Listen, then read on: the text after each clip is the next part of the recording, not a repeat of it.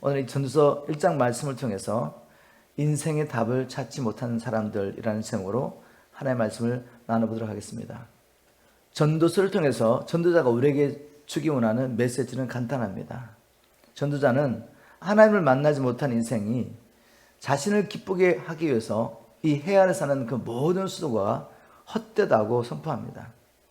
전도자는 이 메시지를 선포하면서 자신이 이미 자신을 기쁘게 하기 위해서 모든 것을 해보았고 경험적으로 내린 결론은 해안에 사는 모든 수고, 나를 기쁘게 하기 위해서 내가 하는 이 모든 일이 얼마나 헛된지를 이 메시지를 통해, 전도서를 통해 선포했습니다. 그런데 전도자의 주장은 해안에 사는 모든 일들이 헛되다라고 끝난 것이 아니라, 만약 그렇게 끝났다면 전도서가 될 수가 없겠죠. 전도자는 인생의 답을 찾지 못하는 영혼들에게 해안에서 어떤 일을 통해서도 영혼의 만족을 누리지 못하고 있는 영혼들을 바로 하나님께로 인도하고 있습니다. 그래서 전도서 12장 13절에 보면 결론적으로 이렇게 말하고 있습니다. 쉬운 성경, 이제 내가 할 말을 다 했고 모든 것의 결론은 이것이다. 하나님을 경외하고 그분의 계명을 잘 지켜라. 이것이 사람의 본분으로 누구든지 마땅히 지켜야 할 도리이다. 결국 해 아래 하나님이 없는 이 삶이 얼마나 허무한 것을 깨닫게 하고 결론적으로 그들을 하나님께 인도하였습니다. 창조자 하나님께로 인도하고 하나님을 경외하며 그분이 주신 말씀에 순종하며 사는 것이 사람이 지켜야 할 본분이다 라고 말하고 있습니다. 전도서 말씀을 나누는 동안에 인생의 답을 찾지 못하고 지금도 방황하고 있는 저 수많은 영혼들을 향한 하나님의 마음이 저와 여러분에게 전달되기를 주님으로 축복합니다. 그래서 우리가 그냥 메시지를 듣고 끝나는 것이 아니라 우리를 이 시대에 메신저로 이 복음을 들고 나가서 전도인의 사명을 감당하라고 우리를 불러주신 주님의 말씀에 순종해서 우리가 실제적으로 복음 전하는 사명, 화목케 하는 직분을 실제적으로 감당하게 되는 저와 여러분 되기를 주님으로 축복합니다. 우리 전도서 말씀을 오해하지 않기 위해서 몇 가지 단어들을 그 의미가 뭔지 한번 살펴보고 말씀을 나누는 것이 중요한 것 같습니다. 전도서에는 해 아래라는 말씀이 29번이나 등장하는데 이 의미를 알아야 됩니다. 그래야지 이 전도자가 우리에게 전하고 싶은 메시지를 오해하지 않게 되죠. 해 아래라는 말은 바로 하나님 없이 살고 있는 불신자의 삶을 의미합니다. 우리 믿는 자들은 해 아래 살고 있지 않죠. 우리도 예전에는 해 아래 살고 있었습니다. 하나님 없이.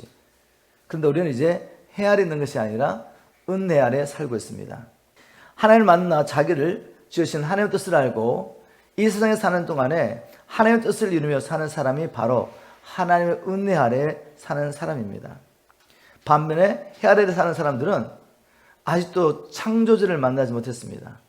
그래서 자신이 누군지, 내가 왜 땅에 살아야 되는지 인생의 목적도 알지 못하고, 그러나 그 마음 안에 한 구석에는 죽고 난 다음에 어떻게 될까라는 불안한 마음 가운데서 하루하루 살고 있습니다. 또 전도서에는 해 아래라는 말뿐만 아니라 헛되다는 말이 39번 등장하는데, 하나님을 만나지 못한 인생이 얼마나 덧없으며 무가치한지를 표현한 말입니다.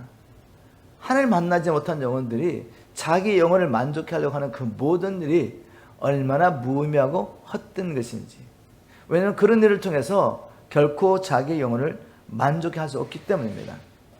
근데 우리가 만약 이 인생 자체가 헛되다라고 생각한다면 인생을 창조하신 하나님이 선하지 않다는 말이거든요. 그런데 그렇지 않습니다.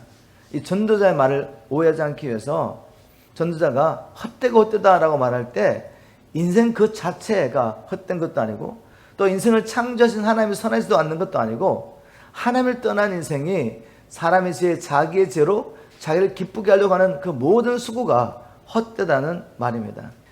이 전도서라는 책 제목이 말해주듯이 이 전도서는 누구를 위한 책입니까? 이 책은 아직 하나님을 만나지 못한 불신자를 위한 책입니다. 그 중에 특별히 청년들을 위해 이 책이 기록됐습니다. 그래서 우리가 어떻게 할 수 있냐면 전도서 12장 1절에 마지막 장이죠. 인생이 얼마나 헛된지, 해 아래서 나를 기쁘게 하려고 하는 이 모든 일이 얼마나 헛된지 전도자는 자신이 다 이미 해보았고 그 가운데서 내린 결론, 헛되고 헛되니 모든 것이 헛되다 라고 선포한 후에 이렇게 말합니다. 전도서 12장 1절에 너는 아직 젊었을 때 즉 청년의 때에 곧 고난의 날이 오기 전에 아무 당이 없다고 말할 때가 되기 전에 너의 창조자들을 기억하라. 또 12장 7절에 보면 육은 본래 흙으로 돌아가고 영은 그것을 주신 하나님께로 돌아가기 전에 너의 창조주를 기억하라 라고 말합니다.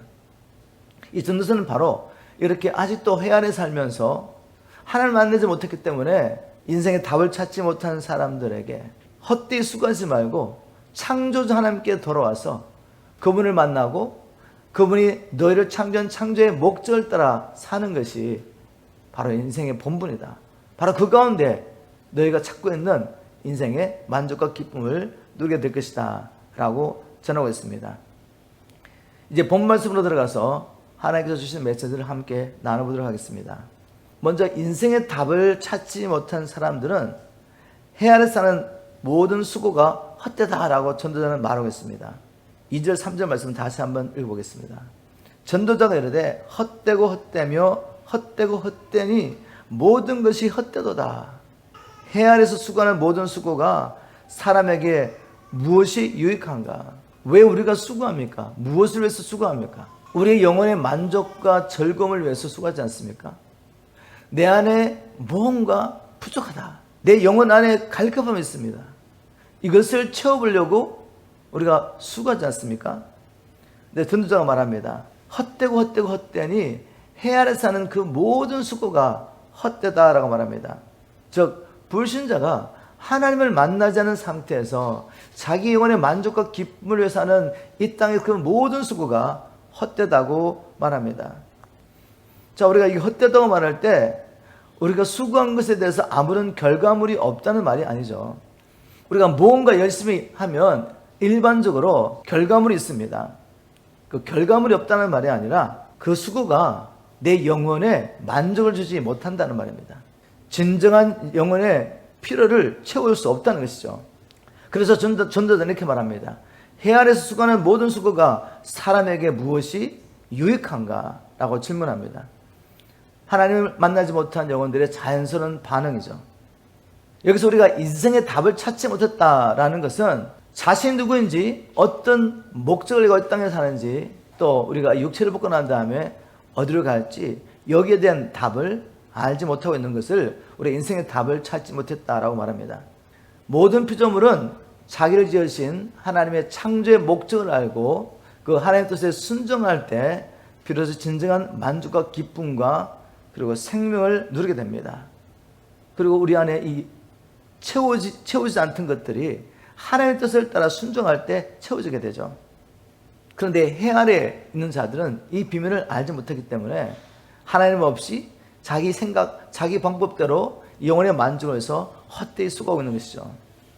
근데 인생의 답을 찾은 사람이 있습니다.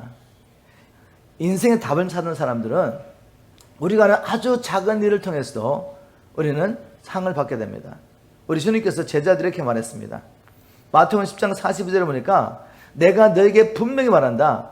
아무리 보잘것 없는 사람일지라도 그가 내 제자라는 이유로 그에게 냉소한 것이라도 대접하는 사람은 반드시 자기가 받을 상을 놓치지 않을 것이다.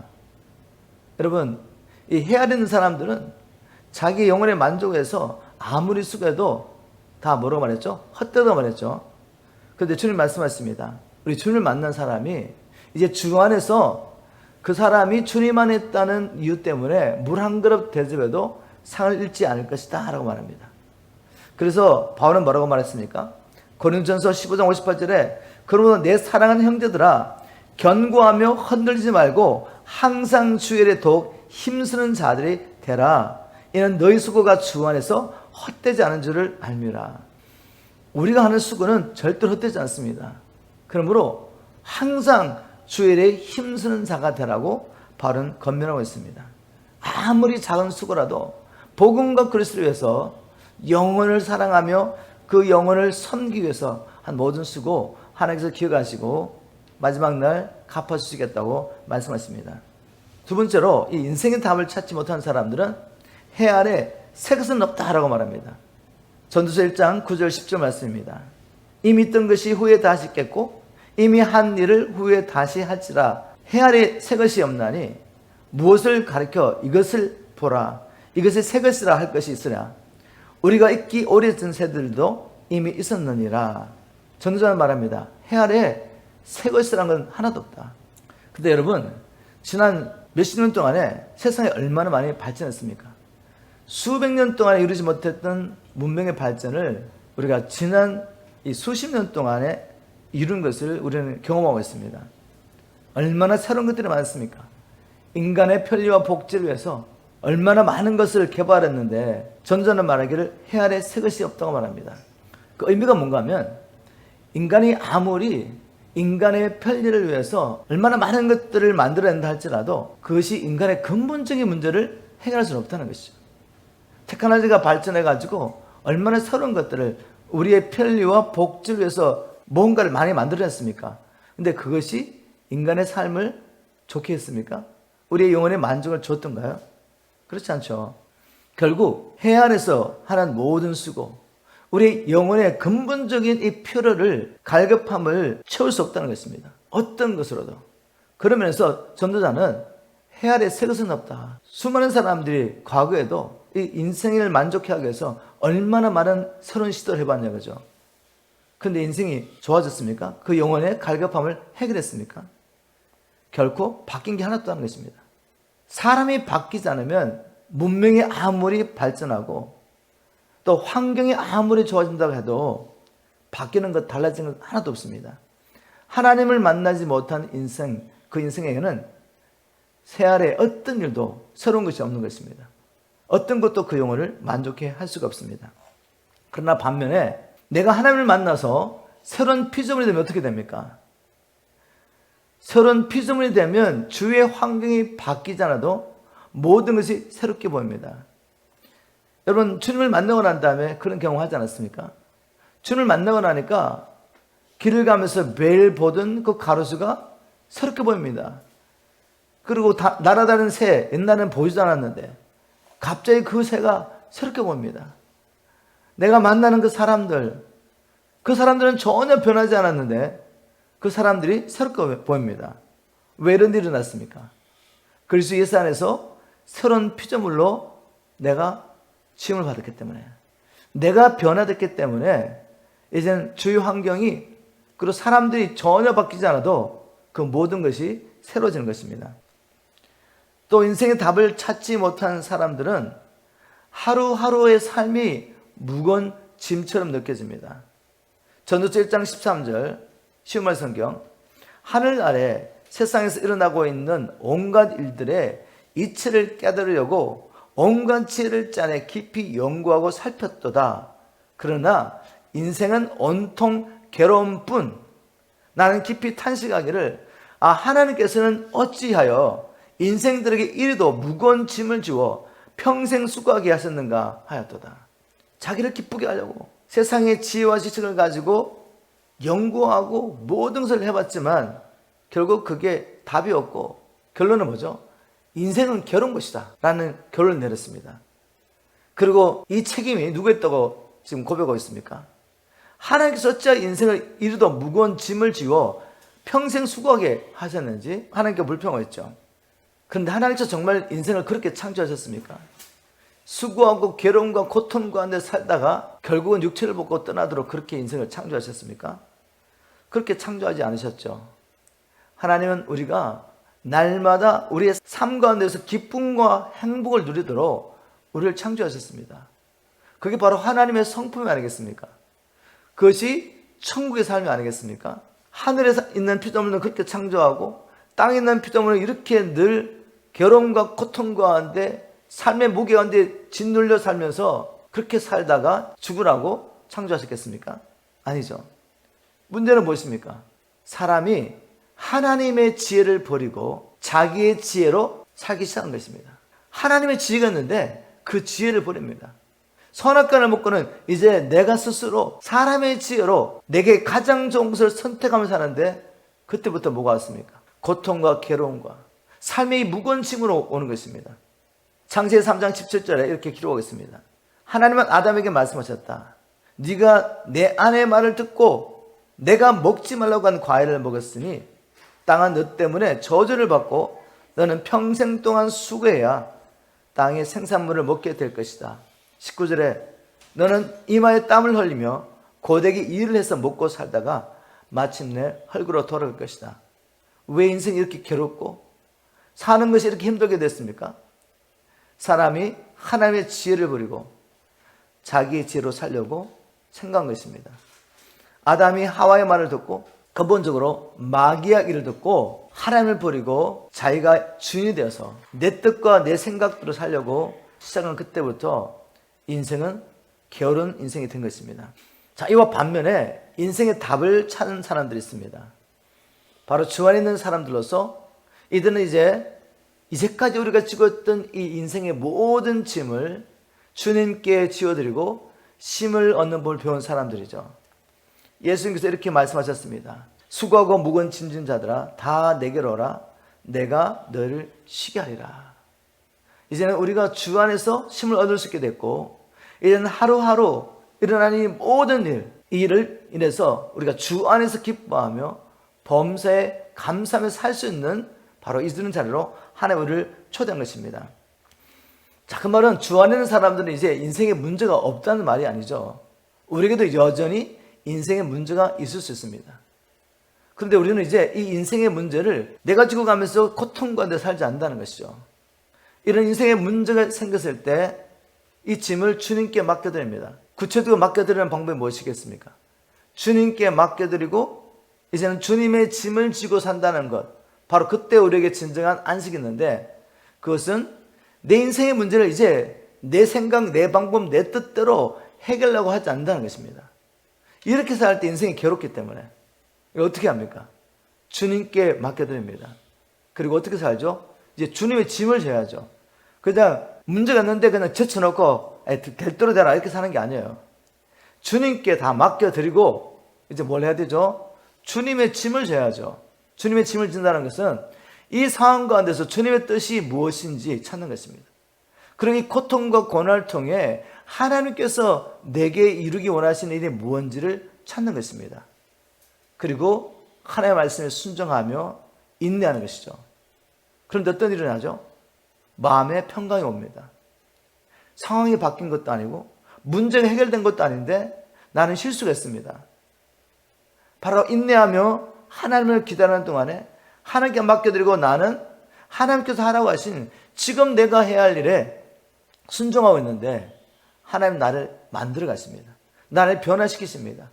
그러고 어느 순간에 보니까 문제는 문제가 아니었습니다. 여전히 또 문제가 남아있을 수 있지만 전혀 문제가 되지 않습니다. 그것은 나를 아름답게 만들어 가시는 그리스도 형상으로 빚어가시는 하나님의 방법이었던 것이죠.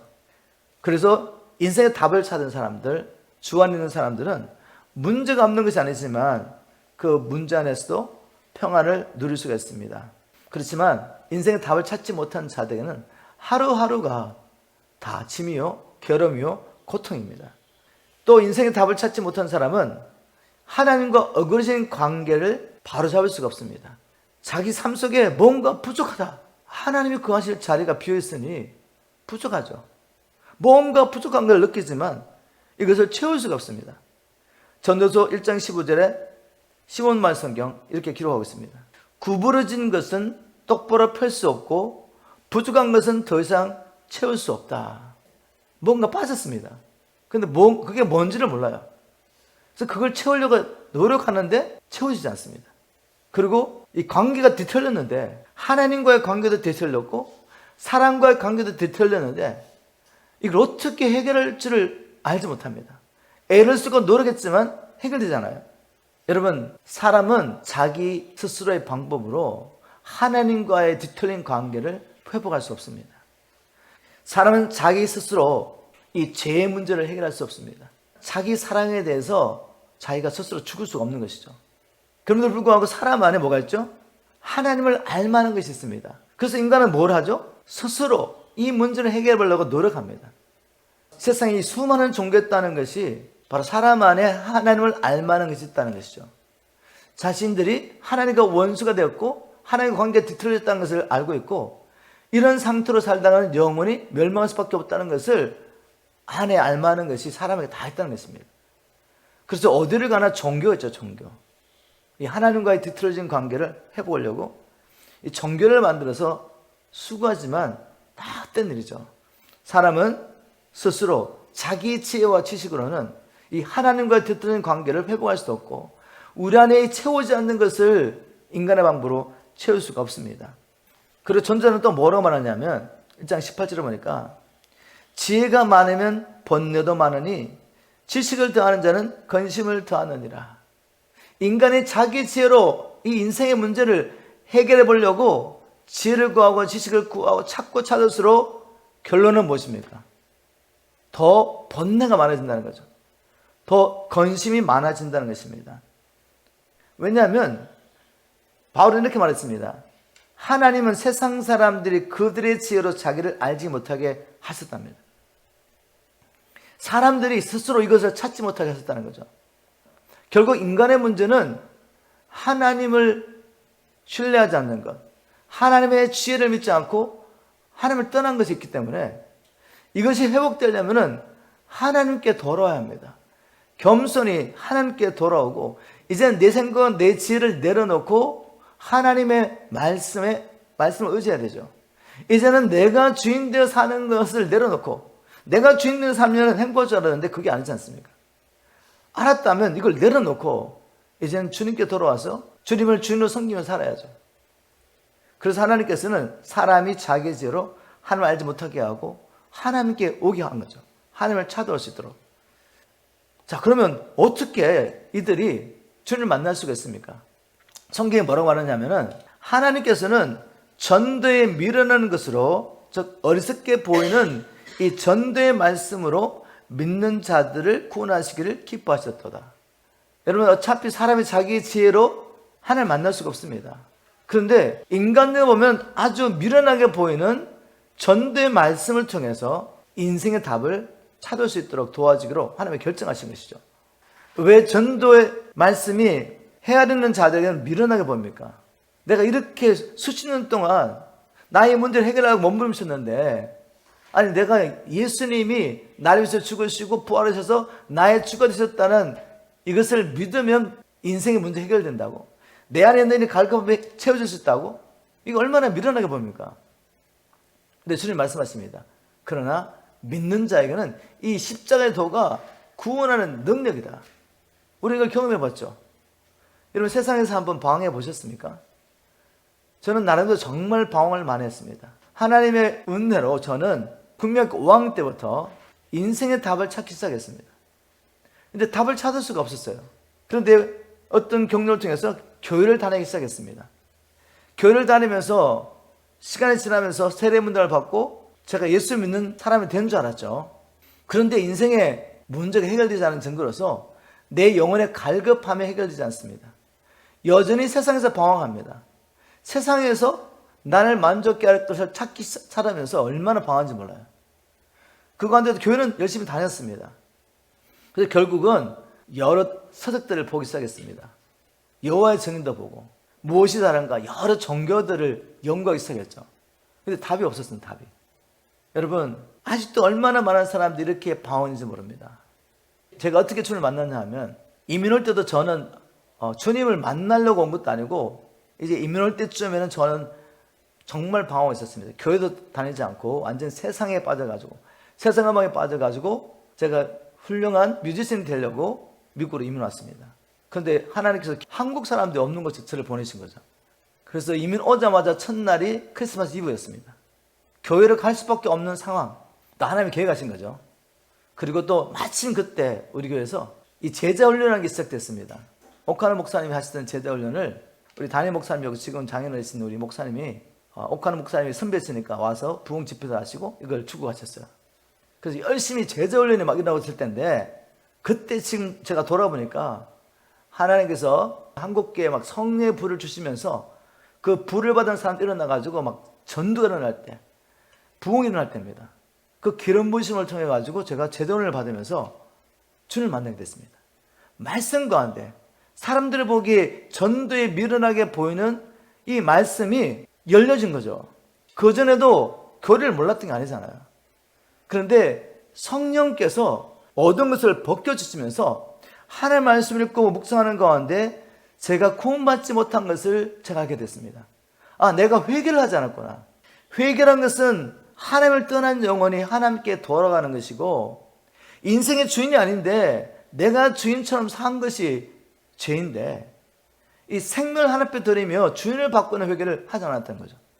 그냥 과거에 내가 잘못했던 거 인정을 한 겁니다. 그런데 주인을 바꾸지 않으면 삶의 열매가 바뀌겠어요? 바뀌지 않죠. 복음을 깨닫고 제가 뭔 것을 깨닫고 주님 앞에 무릎 꿇고 기도하는 순간에 주님이 저를 찾아오셨습니다. 특별한 환상이 본 건 아니지만 알게 됐죠, 제가. 그리고 놀라운 것은 그렇게 주님이 저를 찾아오시고 제 안에 들어오시고 난 다음에 제 삶이 바뀌었다는 거죠. 예전에 저는 공부하는 거 정말 싫어했습니다. 책 보는 거 너무너무 싫어했어요. 그래서 주님을 만나고 난 다음에 성경이 열어지고 이게 얼마나 재밌는지 몰라요. 여러분, 이렇게 제가 눈이 열렸습니다. 이제 복음에 들어왔어요. 헤아렸던 자가 은혜 아래 있게 된 거죠.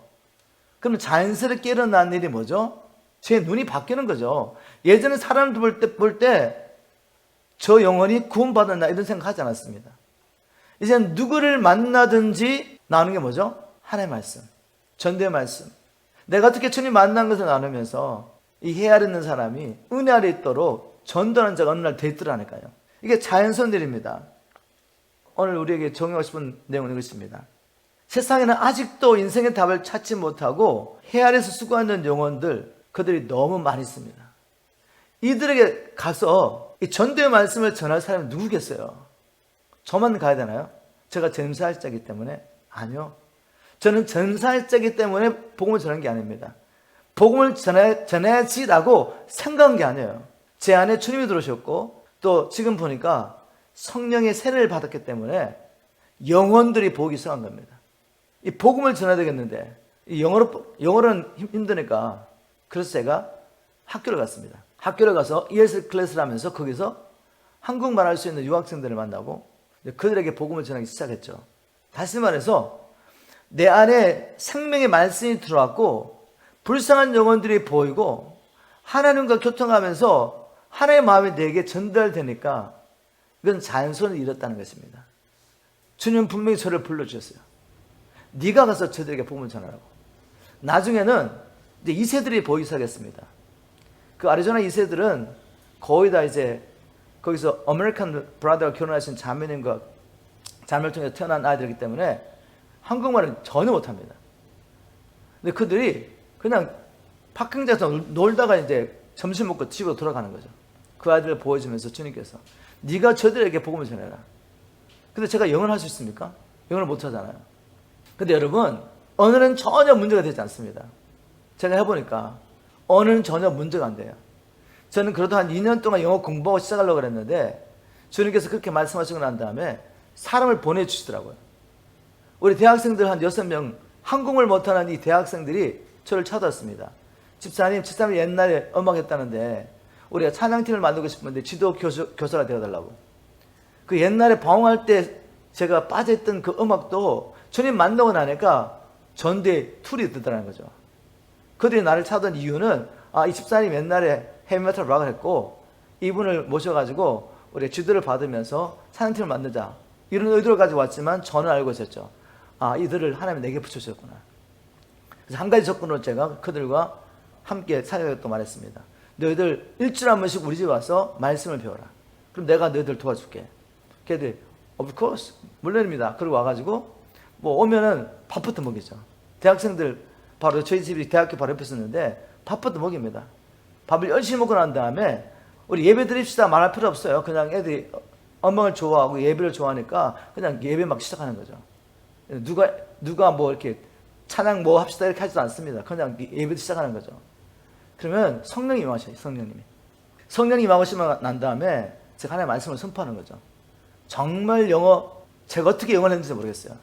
지난번에 저에게 와서 한번 복음을 전했던 전사님이 세머슨 전사님이 나중에 제게 이렇게 말하더라고요. 형, 우리가 그때 형의 이야기를 영어를 알아듣고 복음을 깨달은 게 정말 기적이다. 그렇게 영어를 못했습니다. 그런데 제가 발견한 건 뭔가 하면 이건 언어의 문제가 아니다. 영적인 문제다. 그래서 애들이 와가지고 막 앉아있는데 제가 영어를 잘 못하잖아요. 근데 청소년들이 저희 집에 차도 오고 저희가 하는 사역에 차도 오지만 얘들이 뭐 복음 들으러 왔겠어요? 다른 친구들을 만나러 왔죠.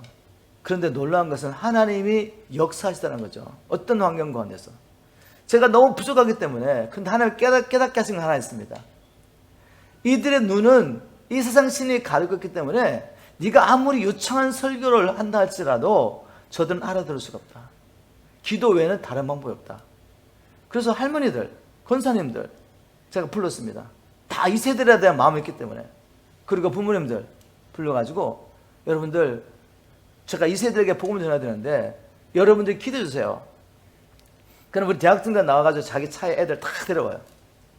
다 데려오면 저는 먼저 와 있고 부모님들하고 권사님들하고 같이 기도하고 있는 거죠. 그럼 우리 교사들도 이 기도 자리에 먼저 들어옵니다. 애들은 밖에서 놀고 있죠. 친구들 만나서 얼마나 좋습니까? 우리 하나님 앞에 막 기도하는 거죠. 근데 제게 눈물밖에 나오지 않습니다. 하나님, 주님께서 이 영혼들 향한 마음을 주셨는데 저는 혀가 둔한 자입니다. 거기다가 영어로 설교해야 됩니다. 주님 도와주십시오.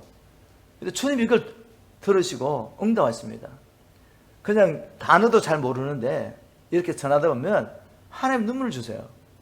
그런데 그 아이들이 처음에는 놀러 왔다가 이제는 복음을 받기 시작하는 것이죠.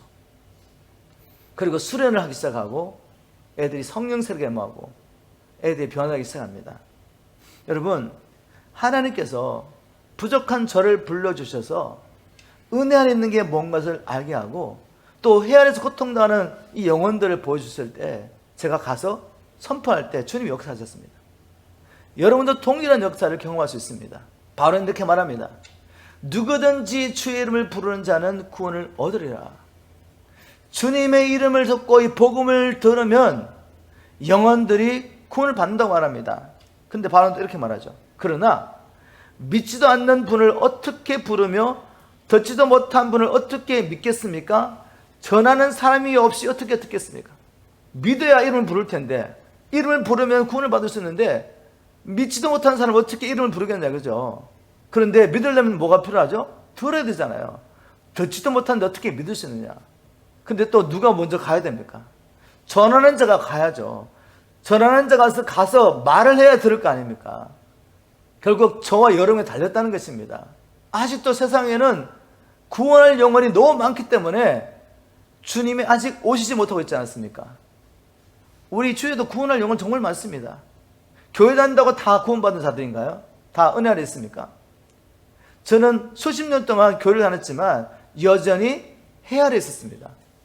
그런데 문제는 내가 은혜 안에 있다고 착각하고 살고 있는 거죠. 내가 구원받았다고 착각하고 사는 겁니다. 이런 영혼들이 교회 안에 얼마나 많은지 모릅니다. 특히 모태신앙으로 생각하는 사람들, 어려서부터 엄마 뱃속에서부터 교회에 다녔다는 애들 다 안다는 거죠.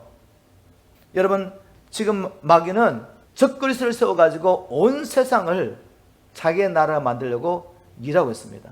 물론 하나님께서는 이것을 허락하십니다. 이 가운데서도 남은 자를 연단하고 남은 자들이 바로 이런 핍박과 환난 가운데서 이제는 하나님의 나라만을 구하며 살게 합니다. 주님이 오시지 않으면 안 된다는 걸 알기 때문에. 그래서 마지막 추수를 하게 하시고 주님 오시기를 예배할 것이지만 지금 하나님의 계획 가운데 엔타이 크라이스트 영이 세상에 충만할 뿐만 아니라 교회 안에도 충만합니다. 우리 아이들이 자기도 알지 못하게 하나님을 대적하는 사상과 교육을 계속 훈련받고 있습니다. 이럴 때 우리가 뭘 해야 되겠습니까? 바로 우리의 가정이 전도와 선교 현장입니다. 우리 자녀들에게 이 복음을 전할 사명이 부모에게 있습니다. 함께 모여 기도하면서 이 복음을 전할 사명이 우리에게 있죠. 우리 주님께서는 이렇게 말씀하십니다. 마태복음 9장 37절 38절.